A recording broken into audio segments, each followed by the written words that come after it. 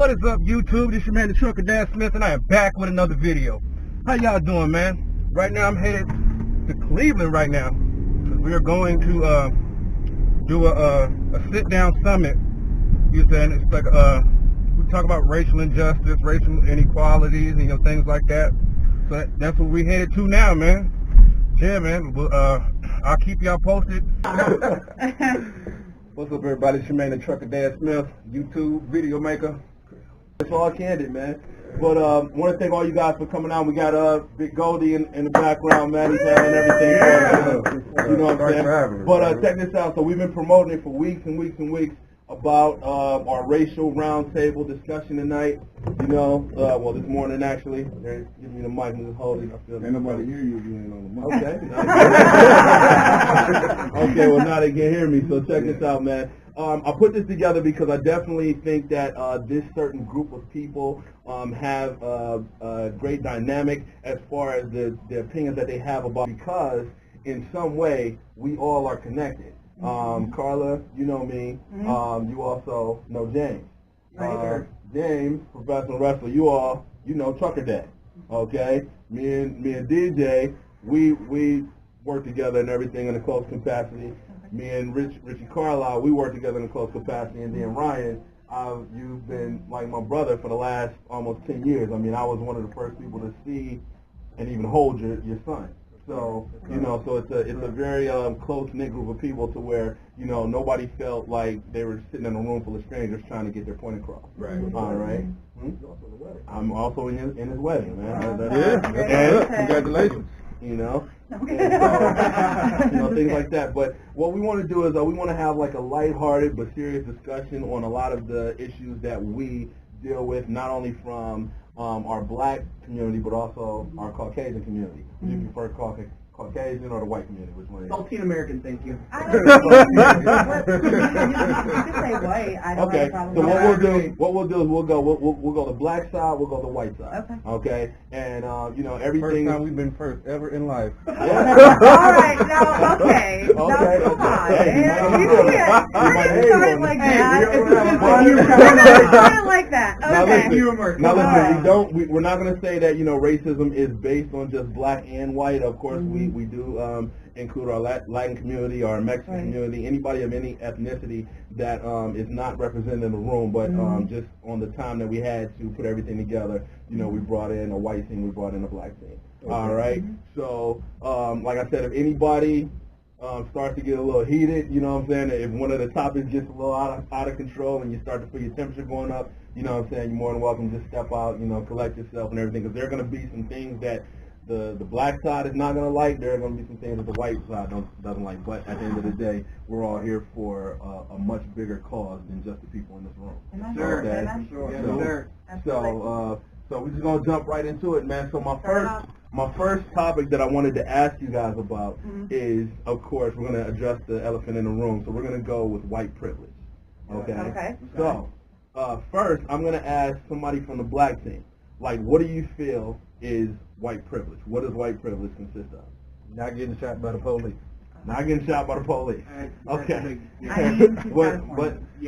What else? Like, what do we think? Like, when we say we throw white privilege out a lot. Stuff that they can get away with that we can't get away with. Okay. Like what? Can you say? Elaborate. I mean, like getting out of tickets, like me and you talked about earlier.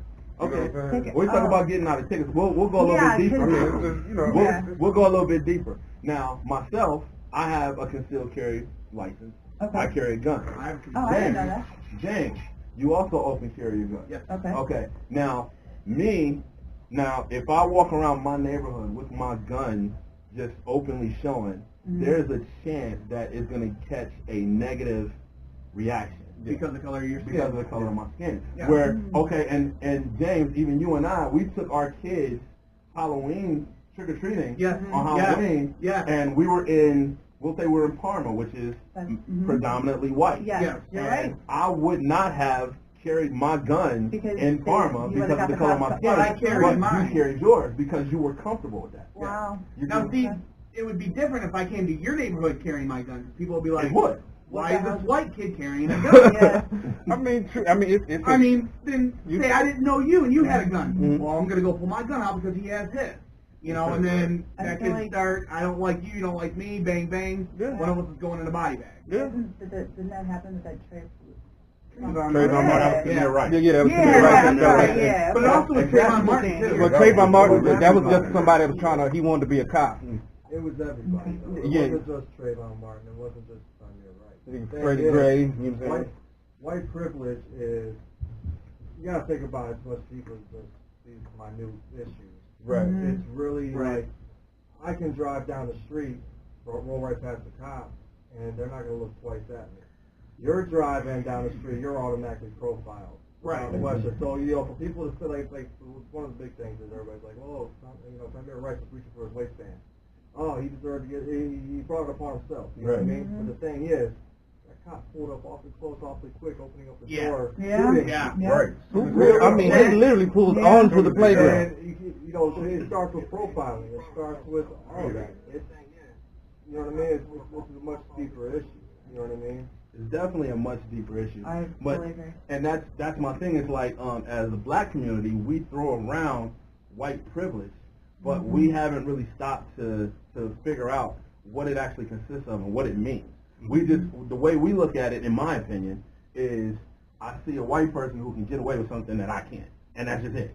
You know, every time that I see, we'll talk about, what's the guy that shot up the movie theater in Colorado? Oh, yeah. Batman. It's- Turned yeah. Batman. Yeah. Now that's he privilege. shot up a movie theater full of people, and he's still alive. That's, He's you're absolutely still right. alive. You're But right. then you got a kid that you just brought up, Samir Rice, a kid who's in the park with Yeah. a toy gun, And he gets killed. he's dead. Yep. You understand what I'm Absolutely saying? We got Mike Brown, Michael yeah. Brown. We got Trayvon Martin. we got Trayvon Martin. We got Freddie Eric Gray. Gardner. You know what I'm saying? Eric Gardner. These guys were all they were all unarmed, like These are unarmed. land. You know, we we got we know about. Yeah, And there- then we just there's had to- more. we It can goes talk back about into history. Dylan the ones Roof. that are Dylan Roof walked into a church and shot 9 black And he people. prayed with them people before he did it. Right. So Oh. this is premeditated. You Yeah. premeditated this, and yet you're still alive. They went and took him out of his home, and they put a bulletproof vest on him And took him to Burger King. to take him to jail. That doesn't happen with us. But can I just Yeah. say this? Okay. Kind of going back because like you said, you know the white you just see like the whites going in and doing this. You don't see a black man going to a church and doing that or. You know what I'm saying? We don't hear. Well, we I'm don't. not If it saying- does, we don't hear about I'm it. not saying it doesn't happen, but I could see your point. You know what I'm saying? But like, it's just like they go in. It just seems like it's always the whites that are like crazy and going to do that instead of like you know what I mean? Well, his whole shooting was racially motivated. He went in with the intention of killing black people. Yeah. He went in and he engulfed in hate. So it's like. But I see your point because like they're probably still alive. But if a black man would go into a white church and shoot, he would probably He wouldn't make it out alive. He wouldn't even make He it out wouldn't make it alive. alive. Absolutely, I couldn't agree more. You don't even have to assume that. You can see like the new shootings that happened. When you talk about the one in Christchurch? Yeah. In New Zealand? No, I'm talking about the one that was Oh, in Sri Lanka? Yeah. No, not that. I'm talking about the shooting, the police involved shooting down in North Carolina that's happened. Oh, yeah. He was yeah. crouching down. Yeah. The officer, you see on the body cam, the officer Mhm. got the gun on him, Mhm. telling him to put the gun on the ground. So as he's reaching to his waistband to do so, she lets off, well, how many shots was it? 2 or 3 shots? Killed him. 5, And his last words were, I was trying to, or I was doing what you told me to I do. was doing Like, what you told me to do. So you know if a black man walked into a white church and decided to shoot up a white church, you know for a fact he's not coming out alive because he can't come out of alive kneeling on the ground talking to somebody with a gun. Hell, you can't even sit in your Open own house. Cops is walking in your house, but Yep. busting on you. Well, and People get killed when they're asleep at home, in their own home, and then they figure out ways You got a bowl of to cereal on the give table, the got a officer book he reads. excuses. Well, she was sleepy. She was tired. No, she went into this person's home when they were asleep and killed them. You talking about that cop that walked in in Texas, yeah. I mean, for me, it's not even just, it's not even that extreme, man. To me, white privilege is never being questioned about your credentials or reason why you are in a position of power. Right, and then also going along with the white privilege thing, why was that lady able to move? You said she literally was able to move. They treated his house like it was the full-on crime thing, and like you said, went through his whole thing and everything. She was able to move. You know what I'm saying? So you couldn't even see what she had in hers. Or, white privilege is never being on trial for being a victim. Yeah. If you are a victim, if you are a white victim of crime, no one is going through your history bringing up the bad shit you did. Right. And 9 times out of 10, when you're white, you say you go to court to get judged. You're not judged in the street. Absolutely. Okay, so Reggie, let me touch on what you just said. So you said that you're not questioning that they're not going to bring up your history and everything like that. I was just watching the NFL draft. Was 2 days ago. Of course, that's what I did. Right. Okay, but a player gets drafted. I can't remember his name. He's a big. They call him Big Baby. That's all I remember. But I posted on Facebook. I can look at the name. But what happened was he had been arrested before for punching a woman.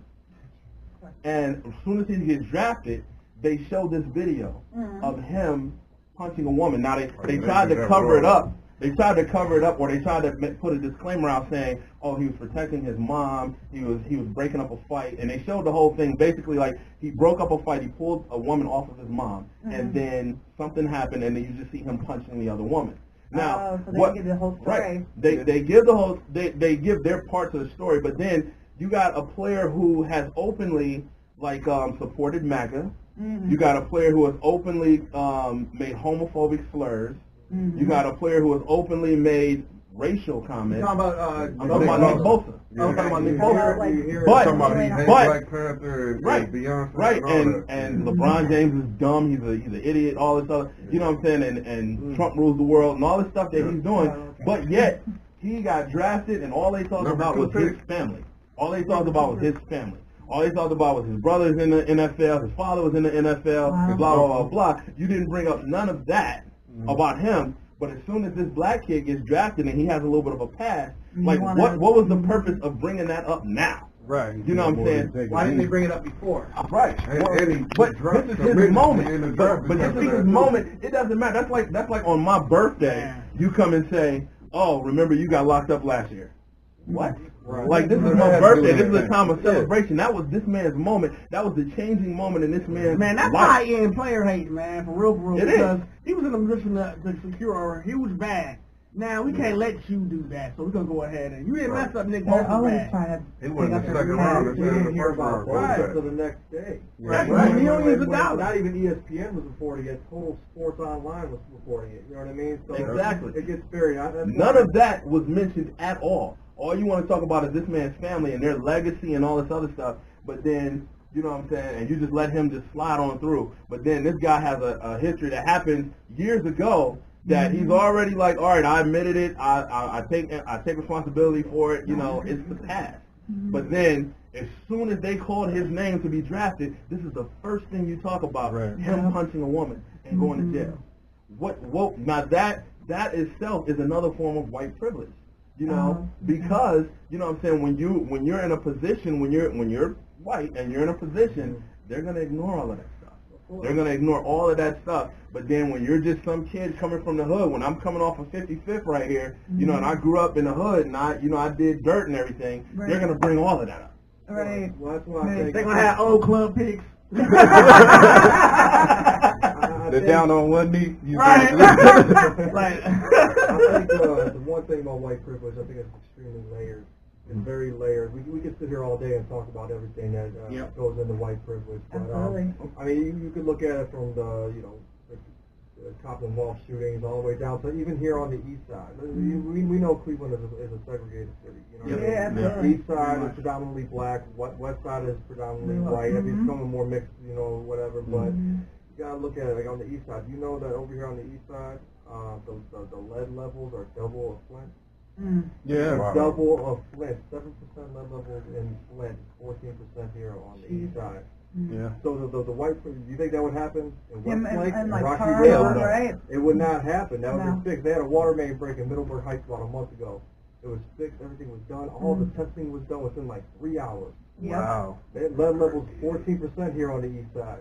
This stuff is systematic.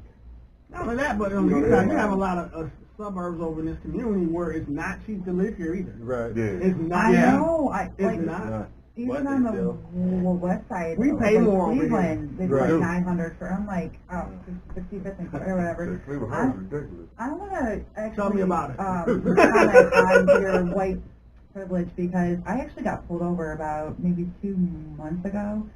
And even though I am white, I mean, I just don't know about the cops anymore. So I felt like I had my daughter in the car with me, and I was like, okay, here are my hands. You know, I'm putting them here. I'm going to go there, you know, because I was scared, you know, even though I'm white, but you just don't know. And I was like, well, here are my hands. And he was like an asshole, you know, and so. Asshole. Asshole. I don't want to, he was an asshole. Asshole. He was a dick. So, Asshole. you know, and I'm like, okay, and I'm like, you know, and my daughter's in the back and she's like freaking out, you know, and I'm trying to calm her down and he's like being an asshole. And I'm like, you know, and that. We got to go down here in this roundtable discussion we got going on, man. I should. You know, maybe I should. Crazy, man. Got some good stuff going on. But I didn't. Y'all keep rocking with me, man.